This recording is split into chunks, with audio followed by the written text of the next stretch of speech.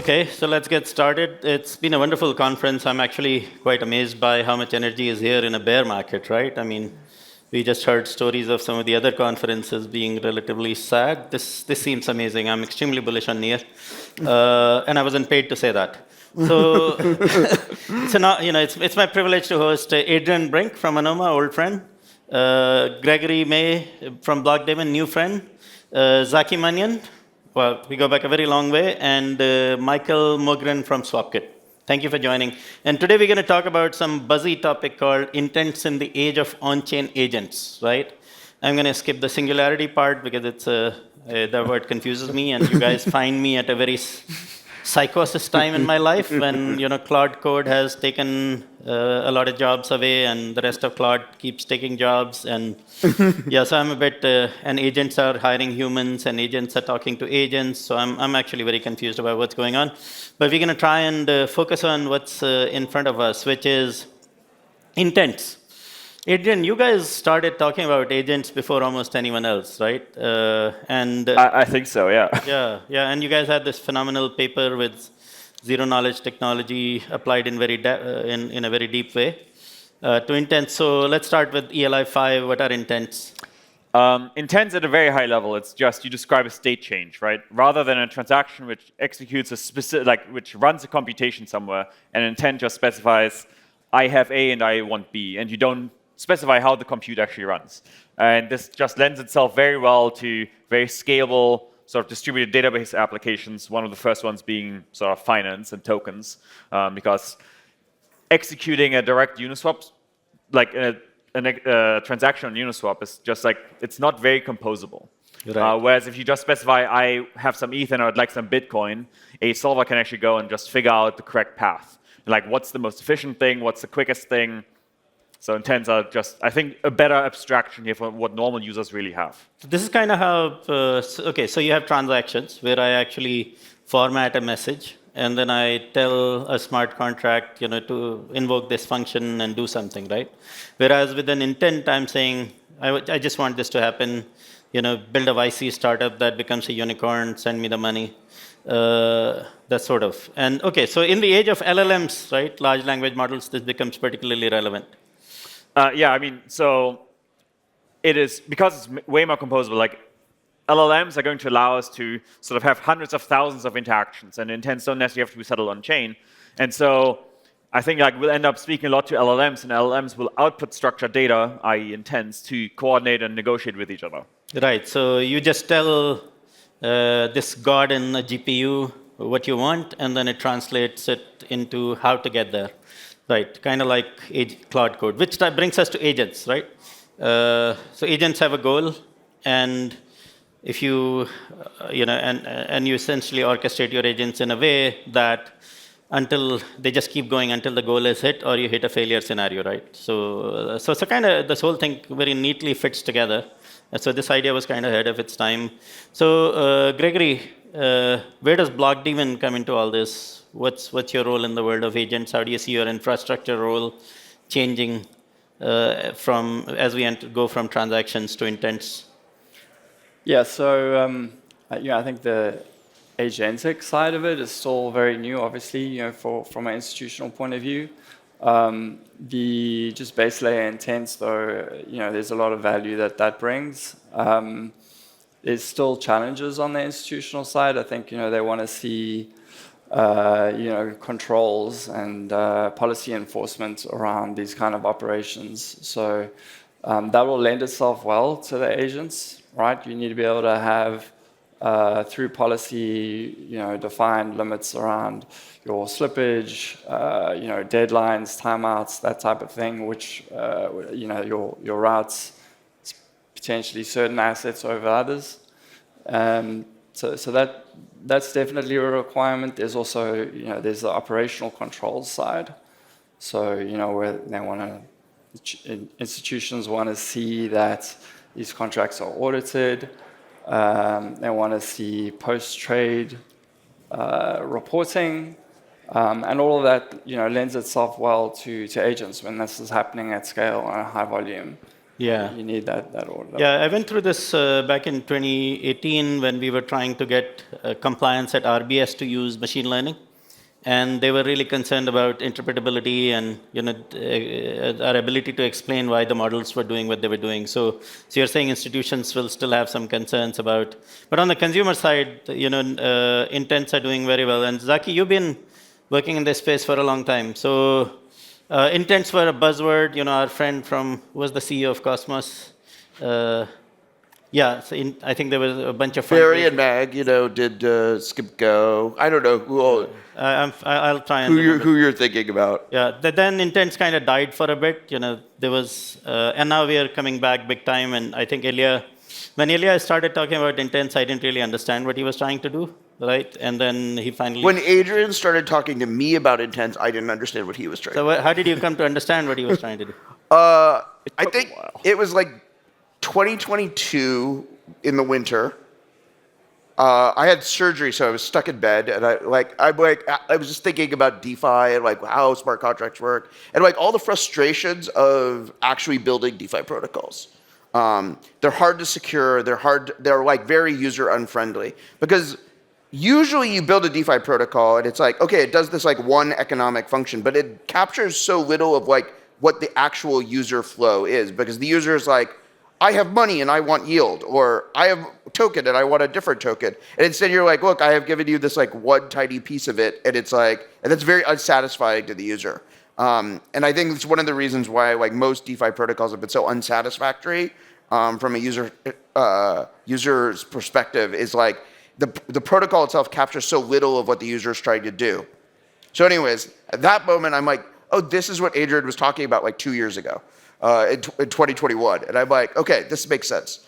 And I've helped out on your intents. I've helped out on other intent protocols. It's been amazing to see, but like, it's so little of like what I think intents will be. And I think the LLM world has like accelerated, which is basically I expect intents to displace basically all use cases of smart contracts. There's virtually like nothing that a smart contract does cannot be done better by an intent system. Where the worst case scenario of how much money can be stolen if something is wrong with the protocol, or if two AIs misunderstand each other or write bad code, gets shrunk down to like the size of the transaction rather than like all the money in the system. Right, and Michael, so SwapKit, right? The first use case for intents that we have seen work at scale is cross-chain swaps. Yeah, for sure. And in case anyone doesn't know about SwapKit is a cross-chain DEX aggregator. So we work with a lot of big wallets that you know, and we help trade from one asset to another. That's our biggest use case right now. And I think that as we move into this agentic world, agents are really, really good at abstraction and creativity. Crypto tends to be much more deterministic, and it's much more difficult for an LLM to do something like build the exact transaction payload that it needs to do over and over again. Yeah. So that's where we see a role for SwapKit to create the tooling for the LLMs so that they can reliably carry out the tasks, much similar to a way that if you ask ChatGPT to multiply something, it's most likely going to pull a third-party calculator tool and use that instead of just trying to guess what the next token is. Right. So 2 years ago, I was telling Ilya to just. Bro, why are you talking about intents? Because intents are seen as only market makers essentially providing liquidity, and you have such a hot AI narrative going on. Yes, I was thinking like a Twitter marketer, right? Which is, if you want pump, then you have to talk about AI. If you want numbers to go up, you have to talk about AI. So it turns out, then models got a lot better, right? And now we can do a lot more cool things with intents. So, but what are the use cases you guys are seeing? I mean, in DeFi, beyond just cross-chain swaps, are you seeing anything exciting going on with intents and LLMs? So I think there are a couple of things to it. One is authorization flows are much simpler with intents, so you can much more easily attach ZK proofs to them. So you can much more easily do like private swaps, for example, or private trading in generally. And the other thing is you have, as Zaki was mentioning, you have much less counterparty risk because rather than creating like these massive honeypots, that like if you like hack the pool, all the money is gone. With intents, you really only have the problem of like, it's like only the specific in-flight intents would be at risk. So the overall risk and experimentation you can do goes up massively. We have not yet really seen massive experimentation outside of financial use cases. But for example, if you wanted to build something like Gitcoin, like intents are actually very good at this, at modeling like non-financial use cases, which have had historically a very hard time because modeling like Gitcoin with smart contracts it's awkward as hell. So I'm very bullish that intents will actually allow us to like sort of like escape this problem of like, oh, crypto is only about finance, and you can rather build other systems and other kinds of applications that go beyond finance. Okay, this part is a little bit less clear to me because if the underlying substrate, the blockchains are mostly being used for finance, then how do Zaki intents help us go beyond finance? So I think the way that you could think of this is blockchains are like ledgers of resources. Yeah. Intents are the mechanism by which counterparties like allocate those resources. Yeah. So, but like resource allocation goes beyond, like, I mean, everything. So in one sense, it's like, how do you make blockchains go beyond finance? But it's like everything in the internet at some level is finance. Like everything, like the internet, Web 2 has entirely been powered by ad exchange marketplaces that are just like intent expression engines between people who want to advertise and people who have you know, like have content, who have supply of ad impressions. So like this huge intent settlement engine that always underlined Facebook and Google is their entire business model. How do we bring that on chain? That's pretty much like that's the frontier we're trying to solve. Okay. And Michael, where do you guys come into that? I mean, how big is the swap kit volume today? How is it growing? You know, are you guys going to disrupt Binance alongside near intents? What's the plan? Yeah, that's definitely the goal, right? And it's not just to take on centralized providers like Binance, but in my mind, it's all of finance. And we need to bring them all on chain because blockchains are a better way to do finance in general. They're more secure, they're more transparent, they're less prone to corruption. We can do things like fix the supply and not print money, which I think is probably what brought a lot of us here in the first place. So definitely still bullish on that vision, but you know, cross-chain swaps are, I think, the lowest hanging fruit and the easiest thing to pull off, right? Is just a spot swap executed at a market rate. But why do people still go to centralized exchanges, to Binance? Well, it's because they offer different products. They have things like an order book. They have things like perps, which we're starting to bring on chain a little bit, but you know, how much of that is still centralized is a bit debatable. So for SwapKit, you asked about our volume. 2025 was really our first year. We did about 3.5 billion in volume. We saw almost 2 billion of that in the fourth quarter. So definitely that activity is ramping up. But I think that getting into those other verticals, so doing things like limit orders on chain in a scalable way, bringing perps, and then doing things like real world payments, real world assets, all those verticals are going to be really important to, you know, bring normal users into this future that we all imagine. Right. And Gregory, how does this change what you're doing? I mean, you're a blockchain infrastructure company, right? I mean, does that bring you closer to the AI infrastructure companies in terms of what you do today and what you're going to be doing tomorrow? Yeah, not really. Like, so obviously we're aware of everything going on, but you know, our customers are large institutions, so I think, you know, risk is their primary concern. So like if we can manage the risk appropriately, then the rest of the flow will come. At the same time, you know, obviously we're aware, and I think everyone now has a view that you know, in the future, a lot of consumers of products won't be people. You're not going to build a risk management agent for that? Well, I mean, so you talk about that, right? Like maybe you need agents that are handling your anomaly detection of the order flows, that type of thing. Yeah. Right. So LLMs are checking the agents still. Right. Right. So interesting times. Yeah. Now, so in the 2 weeks I've been in the US in my current trip, I'm going crazy, right? Everywhere I turn, I see an agent. Agents are talking to agents. Everything is agentic. Now, the SaaS companies are trying to be agentic. You know, crypto is agentic. I mean, so, but do we really need When all will of panels be agentic? Panels could be agentic. Why are we even here, right? We could have sent our agents to talk to each other. and maybe they would, even have a more interesting conversation. Who knows, right? I mean, it's a very weird world, and I think Claude Code definitely sparked everyone's imagination about what agents can do, right? I mean, sure, it's a limited use case in the sense that code is testable and verifiable, but who knows where we go from there, and where do you see the killer app? As in, how much of this stuff that we do today, whether it's speculation, gambling, trading, prediction markets, perps, why do we need agents for any of this stuff? Why? I mean, where do you see the killer apps coming through? I mean, I think to me, most likely the killer application is going to be me talking to my local agent and my local agent just spawning off intents.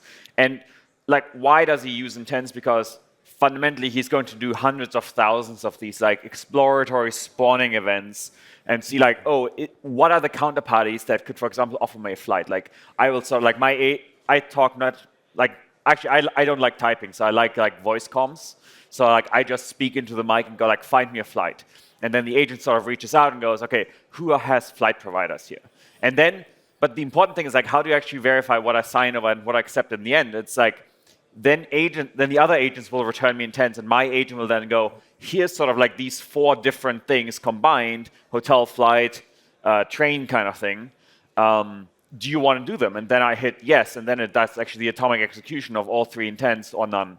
And I think this is really like the killer application where like I just chat into my phone and to get shit done in the real world. And this is going to be very difficult to build without intents or without agents. Fair enough. I've seen some very interesting use cases. Like my agent is optimizing yield in DeFi while I'm sleeping. So because I don't want to be in the business of moving money around, right, or managing my health factor in Aave, right? So there's an agent that I've instructed to keep my health factor. So above maybe whatever. here I actually have a slightly controversial opinion. I don't think agents are great at this kind of discrete Really? optimization thing. Because an agent, like LLMs specifically, and like that's essentially an agent, right? Like they're good at like this unstructured language into structured output, or vice versa. They're not great at like optimize me the boundary conditions for like what's the most yield I can get. But I think what you actually want to do is you sort of issue the intent that like optimize for this boundary condition, and then specialized solvers go out and try to do it. I think this is sort of going to be the next unlock, because that's going to be much more efficient and probably produce better results. Because LLMs are like, I can't even get my LLM to like correctly call me every 15 minutes because they're not very good at discrete optimization. Yeah. I ran out of my Claude API credits while messing around with OpenClaw. It was an expensive undertaking. Where else I mean, so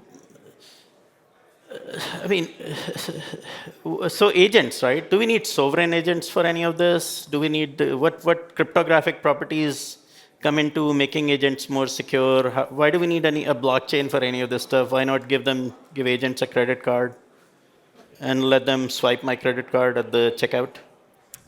That will definitely happen, and I think that it's easier to do things in a centralized way when you have an undo button, right? But I think that everything remains true about centralization and its ability to be manipulated and corrupted. And I think blockchains are still going to be that immutable layer that really we're going to need to underpin everything. Because if you just take the current system and put agents on top of it, that doesn't mean that politicians can't still do their thing. So fundamentally, I think blockchains are more secure, more distributed, and that's going to be really important for the long-term sustainability of anything that we build. Okay. The first time I saw intents in action was when AI16Z and all the Solana Twitter bots were going off, right? And then they were tweeting like me. There was a chain Yoda agent, and there were all these, but all they were doing is tweeting.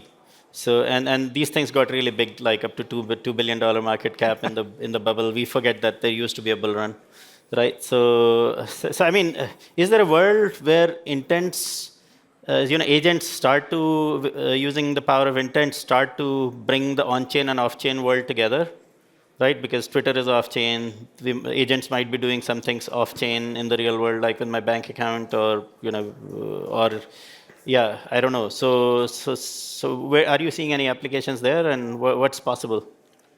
I guess my hypothesis about why agents will like sort of drift towards using blockchains for more and more things is because what I think agents really want is for their like workflows to compose in a way that like humans don't naturally.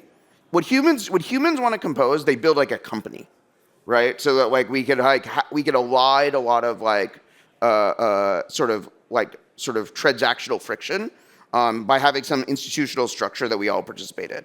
I don't think that's the way agents will largely work. I think the way every agent, like people's agents, will want to be like sort of free agents, but like be able to compose their workflows together. So these like properties of like immutability, being able to make credible commitments, all of these things are actually much more valuable, I think, in an agent context than they were in a human context. Yeah.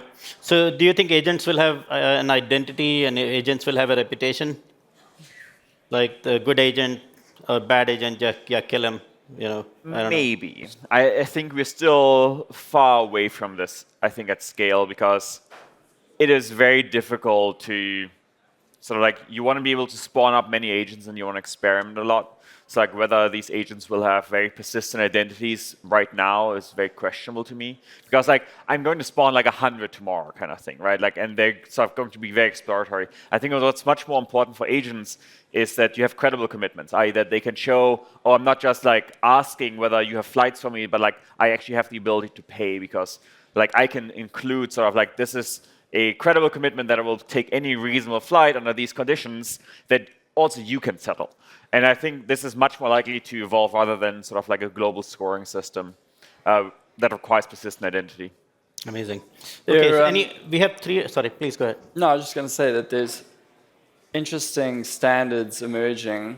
If we, I think everyone's familiar with X402, but I think the other day I saw a standard emerging for HTTP message signatures, but it was reversed. So instead of the web server signing over the calls, the client signs over the calls towards the web server, which is interesting because if you have an agent now that has a wallet, can use its private key to sign over its calls and authenticate to web servers. So essentially off-chain, but using on-chain wallets. So interesting building blocks that are emerging and standards around that.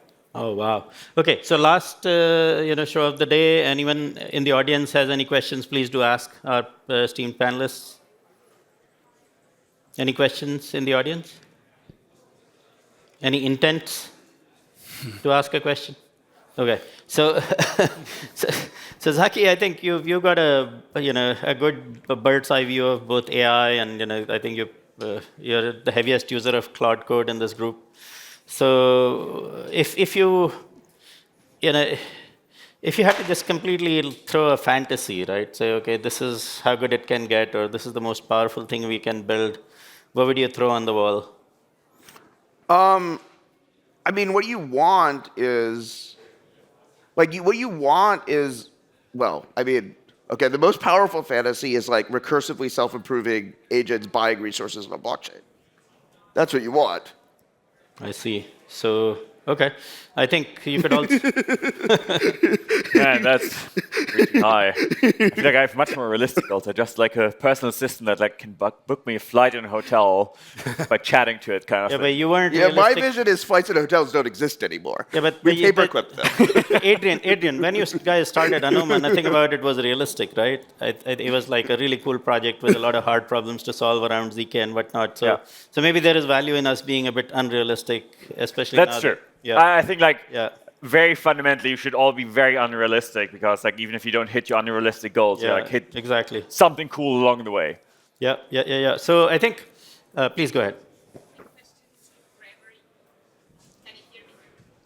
If you can speak up a little bit. Yeah, so in the example that you were mentioning about clients signing transactions that could be signed by the agent itself, is it a matter of liability or of agency in terms of who signed the transaction, a matter of security for the counterparty, the other party, or in which context is that there? Yeah. Who goes to jail if the agent Yeah, for fucks sure. up? Right.